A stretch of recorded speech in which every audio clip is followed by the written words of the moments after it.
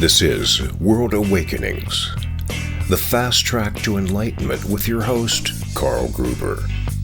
World Awakenings is a podcast dedicated to opening your mind, your heart, and your eyes to the fact that the world's population is now, more than ever, awakening to all things spiritual, metaphysical, and enlightening, and just how they play an all-important role in our daily life.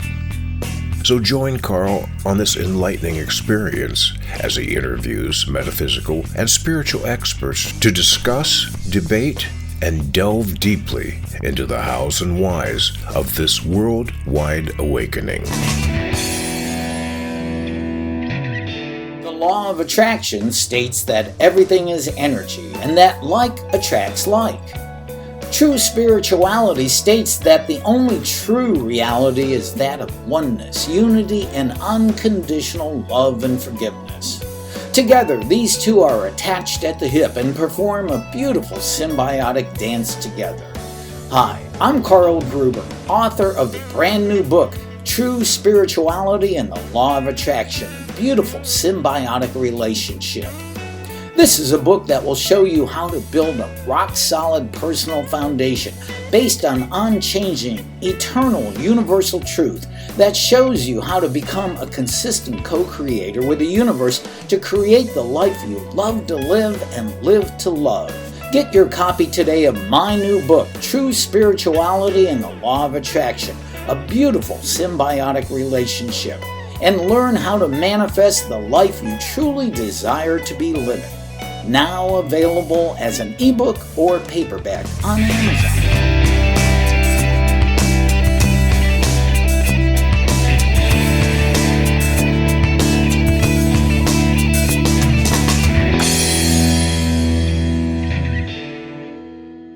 Who is Ervin Laszlo? He is one of the most extraordinary thinkers of our time. Did you know this true modern-day genius, twice nominated for the Nobel Peace Prize, has authored more than 90 books, which have been translated into 24 languages, and has published in excess of 400 articles and research papers. The founder of the Club of Budapest, an international think and do tank, whose membership includes Desmond Tutu, Jane Goodall, Deepak Chopra, Sharon Stone, Mikhail Gorbachev, Muhammad Yunus, and the Dalai Lama, among many others. After 5 decades of research, Ervin Laszlo is now universally regarded as the preeminent expert in the evolving field of quantum consciousness. Thank you for once again joining us here on this World Awakenings, the Fast Track to Enlightenment podcast. I'm your host, Carl Gruber. Now, before I introduce my guest, please take a moment to click the link below to get your copy of my brand new book, True Spirituality and the Law of Attraction, a beautiful symbiotic relationship, now available on Amazon. Now, I am beyond excited to welcome a very special guest to this episode of the show, Dr. Ervin Laszlo. His appearance on this show marks a zenith of ascension of our understanding not only our physical world, but the reality of all that is in the unseen realm. And with that, Dr. Ervin Laszlo is perhaps one of the most extraordinary thinkers of our time. He is the author, co-author, and editor of 106 different books. He's the founder of the Club Budapest, an international think and do tank. He was the recipient of the Peace Prize of Japan, the Goi Award in 2001, of the International Mandir of Peace Prize of Assisi in 2005, and the Luxembourg World Peace Prize in 2017. And he was also nominated for the Nobel Peace Prize in 2004 and 5. And in 2019, Ervin Laszlo was cited as one of the 100 most spiritually influential living people in the world, according to Watkins Mind Body Spirit magazine. He is recognized as a preeminent person in the evolving field of quantum consciousness. And with that, wow, Dr. Laszlo, I am honored to have you on the show. Thank you for taking the time to be here. Well, I'm happy to be here with you, Carl. It's a great show, and it's good to contribute to it. Wow, this is so exciting, and I know you're just an amazing, active man and accomplished so many great things. But I have to ask you this. I like my viewers and listeners to find out a little more about my guest. Now, you were a highly acclaimed pianist as a young man, and I'm sure you could have spent the rest of your life as a professional pianist. How and why did you make the switch to becoming a scientist and humanist? What caused you to make the switch at such a young age? Well, I've been thinking about that. I don't know if I have really the answer, but I guess, when you start thinking, when you start taking an interest in something, and that's something that opens doors, and you find more and more questions. You get more questions than answers as you go along, and this is when you start digging deeper into asking questions like, what am I doing here? Why am I here? What is the role of humanity on Earth? Is there a higher spirit, etc.? These questions, these are typically spiritual, philosophical questions. So I started asking them because of an inheritance, the kind of inheritance, or childhood influence. My uncle was a philosopher in Budapest. I grew up in Budapest, in Hungary. And he shared some of his thoughts with me. I didn't understand most of them as I was a child. I was only 15 when I left Hungary, but I didn't have any more contact with him after that. But until then, we lived in the same house in Budapest, and he took me on walks, and we talked about such things. I didn't understand most of it, but something must have stayed with me, because when I got to be 19, 20 years old, and I lived in New York, I got into company of young people at the New School for Social Research. And they asking such questions. I said, yes, I'm familiar with these questions. And let's look into that. And then I was happy to delve into these questions with my young friends, and first wrote kind of short stories, about philosophical short stories illustrating what I thought about how the world might develop and things like that. I don't even remember most of it, but I got into it more and more, until it got so encompassing as a passion that it interfered with my work as a concert pianist. Being a concert artist, you can't do it halfway. You can't do it sort of as in between. As you go along, you have to devote your full attention, your full feeling to it, particularly when you're performing for people. So I reached a point where it was my thinking about my questions, the big questions, became so encompassing that I could not properly concentrate on my performance, on my musical career. And then I got an invitation from Yale University, which was a surprise, not a complete surprise, because I've written a book. I was published a book. This was in 1963, quite some time ago, on a philosophical book on what the nature is of society, the essential society. And apparently the chairman of the philosophy department picked that book up, and he contacted me and said, should I come to Yale? And then I decided to accept that invitation. And that meant a shift from the career of a concert artist to the career of an academic. And from then on, I stayed in academia until I had another shift later on to moving on to being a freelance activist, you might say. Like talking about awakening, like you talk about that. That's what I'm dedicated to, helping people to awaken and to create a positive response to the challenges that we face today. Mm-hmm. Well, and so that's beautiful that you had an uncle, a family member that is such a beautiful, positive influence.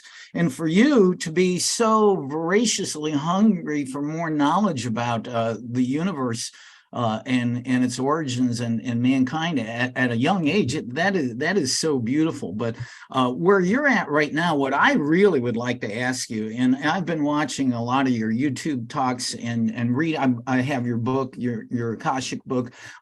We are at a point now in human history where science and spirituality have finally agreed on the same things, only using different wording. What is it that science and spiritual teachings are now agreeing on? Oh my goodness, that's a big question. Yes, it is. I think quantum sciences are practically a spiritual discipline. When you look at the implications of the philosophy of the findings of quantum sciences, it says things like nothing is separate from anything else. Everything is connected.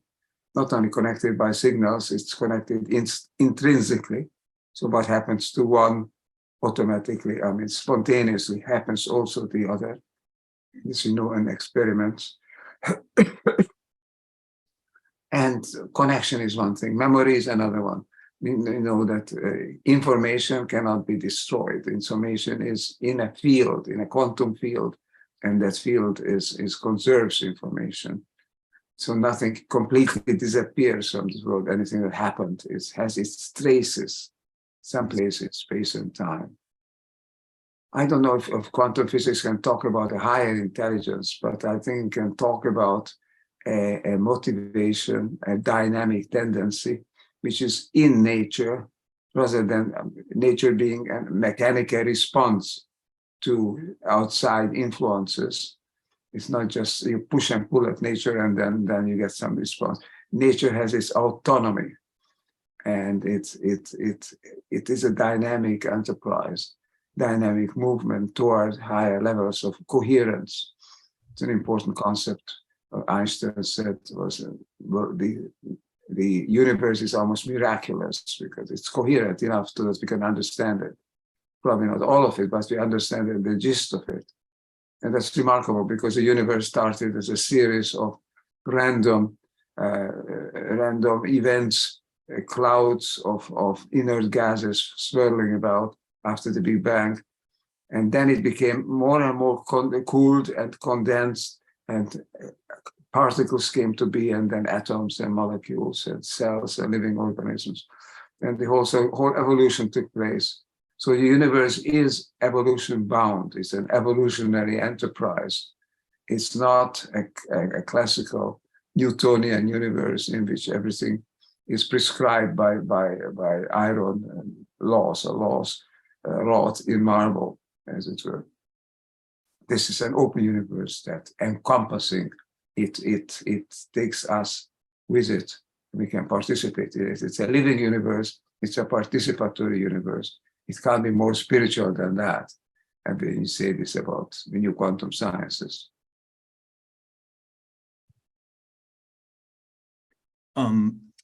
Well, you were correct on that. That was a big question, but your answer was all encompassing. And you know, you literally just in a short time gave us a lifetime of study right there, and so much for humanity to study. Now, you've been called a one-man revolution because of your deep studies in quantum physics, human consciousness.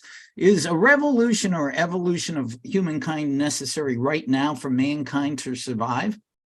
I think it is. Yes, I think it is. I've always have been a revolutionary. But in the past several decades, I've been talking about this big change that's going to come, a bifurcation, a whole mindset change in the world, changing everything that is happening around us, giving it a different direction. I used to say about the future that is going to come. And now I am shocked to see, to perceive that it's happening. That it's no longer just in the future. It is here now. We are in the midst of a process of bifurcation where we need to choose the way we move ahead. And that choice is not determined by the past. That choice is essentially determined by little fluctuations, by little impetus of what we do today. Margaret Mead said that never doubt the power of a small group of people to change the world. When we are in this bifurcation process of chaos and tipping point, I think a small groups of people can change the world because the world is sensitive. Now the world is vulnerable. It is open to change. The heavy hand of the past has now been lifted. We can't automatically believe that what we have been doing in the past several decades is what we need to do. There's nothing else to be done. That's the way just to go forward. That belief is largely gone overboard. So thank goodness, I would say, because we needed the change, and this precipitates the change that we need. Crisis, is not just the danger, it's opportunity. And the opportunity to create fundamental change is here and now. And I think talks like we're having now are a major contribution to the change, because they bring to the surface of what I think instinctively many people feel, that we can't go on the way we have been going. This is unsustainable. It's not even just and not even right, and doesn't lead to a good end. But we didn't know how we can move on, as long as the big powers that be in economics and in the business world and the politics, even in the cultural sector, sometimes universities can be very conservative. So everything is been a highly stable world, and that stability is no longer there. You can regret it. You can say now, what a strange way world in which to live, where everything is unstable, is open to change. But I say it's a great experience. It's a great chance. You know, the Chinese used to say, may you live in interesting times. Mm-hmm. Actually, the interesting times were there sometimes were very wild or very violent times. So it was not always a positive thing to say, but they knew that interesting times happened once in a while, that there are changes coming about. You know, there's a nice saying, just thought of it this moment. I read it some time ago, that the evolution is like the life of a policeman, a rural policeman, country policeman. Long periods of boredom interspersed by short periods of terror.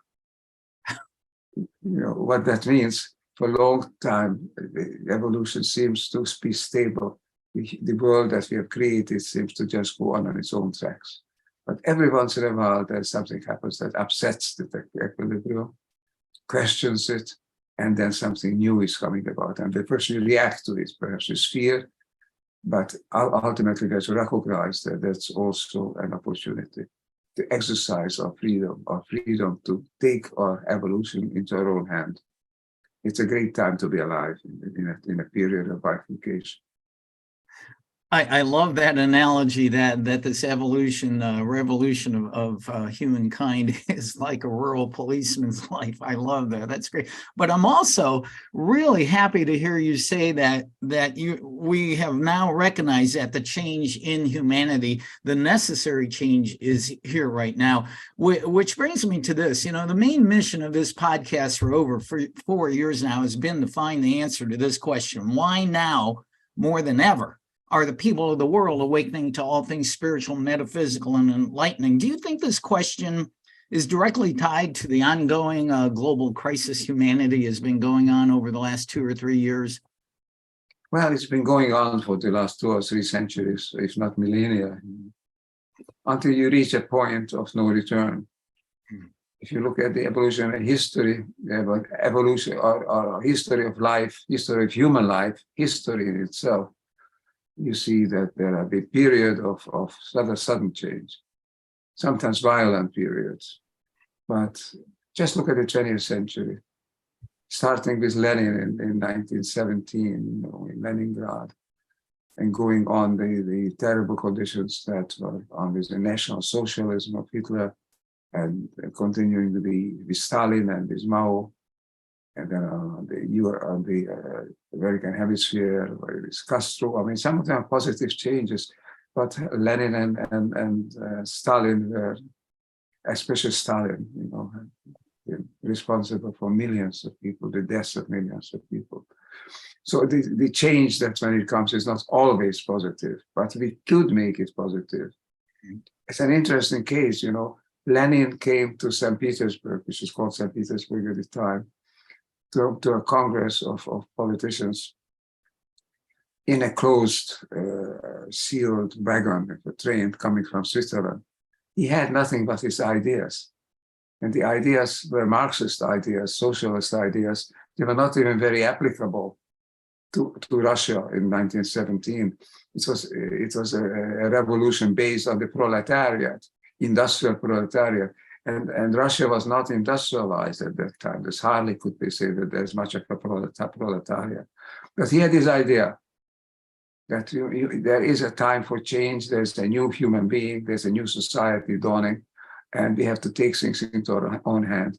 And he managed to get this idea across so that it created a movement, the movement. Whatever happened to it afterwards is another story. It was corrupted by power seekers, by the party, and so on. And that's, I'm not recommending that to go back to that. I'm just as an example. When the time is ripe, sudden change can happen. And that sudden change is very likely influenced, even decided by some key personalities, key ideas. It's a system is super sensitive. That's chaos for you. Chaos, a super sensitive state. And even the butterfly effects, small butterfly flapping its wings in California can create a hurricane in Mongolia, because amplifying. A system is sensitive. And that's what's happening. Any small change today that's happening could have repercussions on a global level. And what's interesting, anyway, just to add this, global level, everything that's happening today, all the major items in the news are global news. Really are moving to the global level. Whether we're talking about climate change or refugees or a virus crisis or war, all of these things are moved us now to the level where we are talking about the planet and the human family as a factor, as a presence on the planet, And this is something new. The planet is not just in the background. It's very much a part of our life. And that is a very positive factor because we are a planetary species. We talked about quantum physics and new sciences. It tells you we are not separate from the world as it is evolving. We are part of that. So we recognize it and make use of it. That's the big challenge. And we are beginning to do that through programs such as your podcast, for example. Mm-hmm. Well, and again, I believe too that this meeting of science and spirituality, one benefit has to show the unity of all, the oneness, that there is no separation. And your work, of course, has been at the forefront of proving this and showing this. But I watched your TEDx talk in which you spoke that the world and its people need love now more than ever. How does a scientist come to this conclusion that love is the answer? I know this, if you could speak briefly to that, but I love this. It's a beautiful talk. It's not that difficult, actually. I'll tell you why. Because what we recognize in the course of evolution, that a factor which is known as coherence is growing in systems, starting from little groups of quantum particles to atoms to molecules and so on. More and more coherent systems are emerging until it culminates in the emergence of life on this planet and probably a myriad other places in the universe. Now, what is happening is the joining together of seemingly separate parts into a whole cohesive whole, into wholeness, into more that we can talk about today as oneness. So the parts in a human being, a healthy human being, every cell is devoted to the well-being and its health of the whole organism. You can't create and maintain a complex evolutionary system unless all the parts are coherent with each other. Coherent means they respond to each other, they interact, they work together. That's the story of life. Now, the story of humanity is that this will be here also in history, Middle Ages, the East, the old classical civilizations, also in the East. They were looking for coherence. They were looking for symphony and symmetry and oneness. Also, this is very much engraved in the human mentality, in the mindset of the traditional cultures, native indigenous cultures, always the tribe, its oneness. So when you are part of that and when you don't block it by selfish aims, then you recognize that you are actually related to the others. You have an extended family, and that's the family of humanity on Earth, embedded in the family of all life on Earth. And then you start feeling oneness.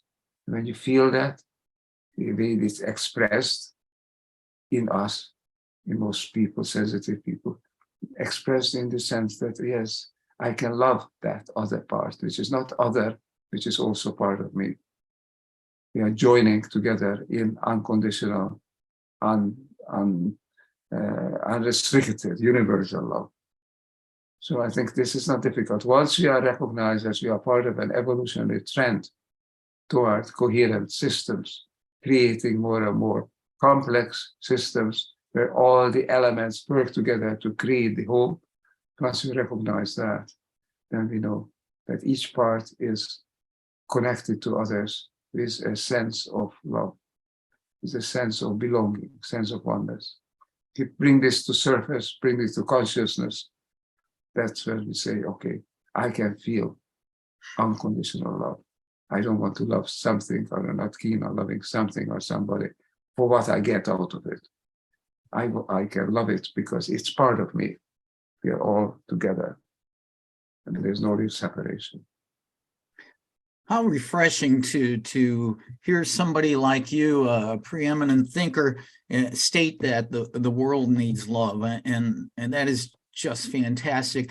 And is this why in quantum physics and other realms that it is so important that they are pursuing the theory of everything? Yes. Well, I'm trying to think of the best way to phrase this. Theory of everything is to show that it's all coherent. The entire system of the universe is coherent, and that there is an explanation. Of course, the explanation is an afterwards. Is an afterthought. It's something that you add on when you reach a certain level of understanding. Intuition comes first. Intuition, as all the great scientists, from Schrödinger to Einstein to Bohr and all the others, have been saying, intuition comes first, and the sense of how we are relating to the world is what inspires us to try to dig deeper and to find a rational understanding. That rational understanding is always very limited, very modest. The deeper understanding is intuitive, to allow one's mind, one's consciousness to range freely and find the connection. That's why, just if you want to go back for a moment to my background is in music, that's what brought me to science and to philosophy, the musical experience. In great music, when it's performed well, and particularly when it's a public to it, they can feel it together. Everything is perfectly in harmony, in tune. And that is a feeling of fullness, of completeness. And that is something which I was looking for in nature, looking for in the new universe. What would the sciences tell us about it? Newton couldn't say too much. Darwin couldn't say too much. The new physics just says a lot. And the new psychology, the new evolutionary theory, all of these have a lot to say on that. Because the togetherness is not an arbitrary belief. It's part of the nature of the world. Evolution is moving towards higher and higher levels of togetherness. A few years ago, I wrote a book called I'm trying to think of the right name for it. Oh yes, reconnecting to the source. Yeah. Mm-hmm. Connecting to the source. And here I interviewed some people recognize spiritual masters. And I asked them, what do you feel when you are at this deepest level of intuition, of submerged in your own consciousness? What is the predominant feeling?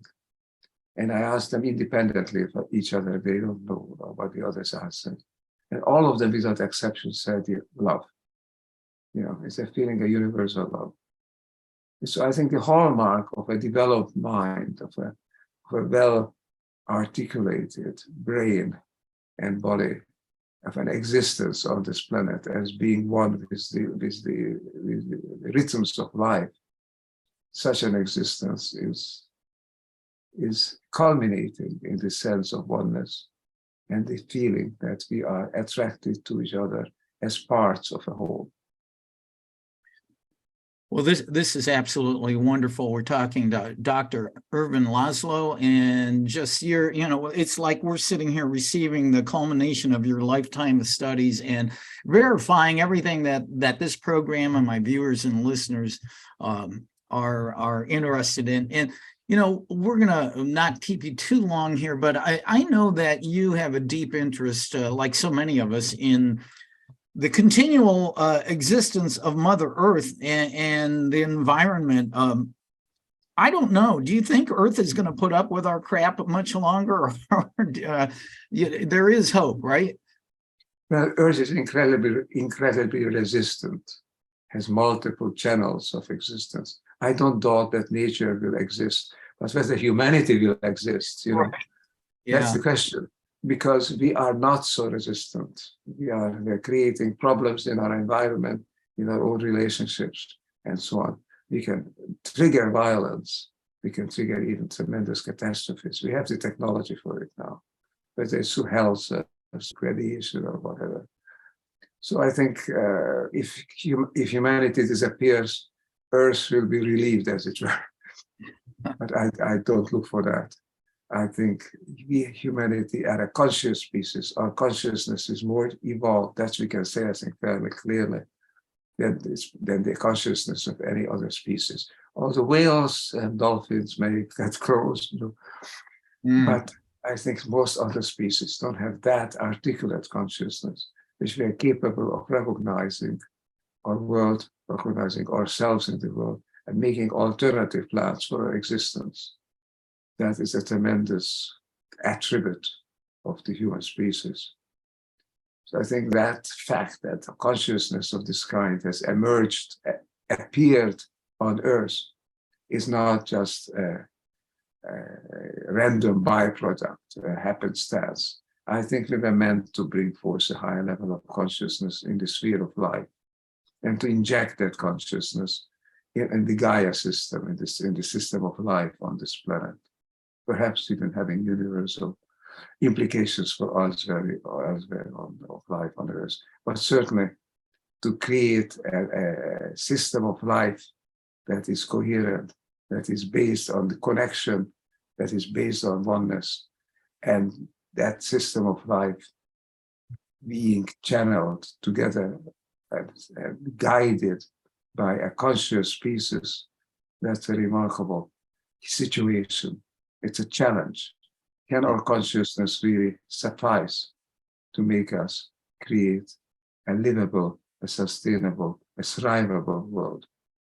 It can, in principle, but whether it will, that remains to be seen. Well, it's beautiful to hear you say all this, because I've always thought that the Earth doesn't need humanity as much as humanity needs Earth. So humanity is waking up right at a very, very important time, a critical time. And thanks to people like you, it continues to awaken to a new level of consciousness. So we're going to wind up things here. And I just want to mention, I see that PBS in the United States, the public broadcasting system, created a documentary about you, which is wonderful. But I think you told me you have a TV show coming up on PBS soon. There are several things. I have a documentary coming up, first of all. It will be either 40 minutes or 60 minutes, I don't know yet. It's devoted to my life and then ideas. And if all goes well, it will probably be aired before the end of the year. At the same time, we are preparing a series of talk shows, discussions like we're having now. Hopefully a weekly discussion series, which may run even for a year. It's called the Upshift Conversations. I use this term now, upshift, meaning a sudden and deep-seated change that's going in an evolutionary direction. That's the up. The up is the way nature meant us to develop, to evolve. So I think there's a chance that we can upshift. And to discuss that opportunity, discuss the pros and cons of proceeding in that way, and what we can do and with whom we can do it. All of these discussions are catalytic today. They help to catalyze movements. One of the things that, just to conclude, one of the things that I'm doing now that I'd like to make into a broader kind of enterprise. It's called the World Upshift Movement. We will have a website of this probably in the next few days, maybe in a week. World Upshift Movement, WUM, the W-U-M. And I like to involve, I'm inviting people to come and join in. I'm involving organizations, institutions, advanced thinking people and groups all over the world to join, to adhere to the idea that the time has come to an upshift. We need to shift, we can't stay the way we were, but we can shift up, meaning in the direction of evolution. From the Big Bang to today, 13.8 billion years, it gives us a direction. That direction has to be set forth. We don't have another few billion years for that. We have a few years altogether before things might take a serious turn for the better or for the worse. But let's make use of that time and creating this movement and asking people to get up on the internet. We have the Upshift movement now. Soon we will have the World Upshift movement. And I'm asking people, suggesting, join it, join us, because together we can create an upshift.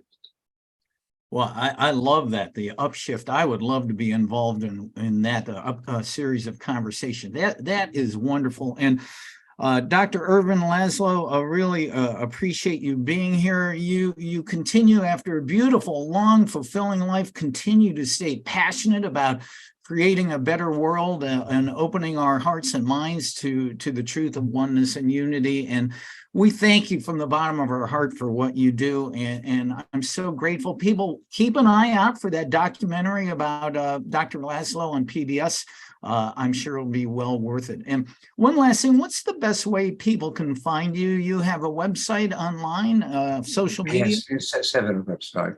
I have also the Institute, the Laszlo Institute. You put that LaszloInstitute.com. You can put Ervin Laszlo books, then you get all my books. And you just put ervinlaszlo.com, you get various websites and information. Wikipedia also. Excellent. Thank you. Dr. Ervin Laszlo, what a great honor to have you on World Awakenings. Thank you, my friend. Carl, it was a pleasure, always delight to speak with you. Enlightened conversations toward a better future. Yes, thank you very much.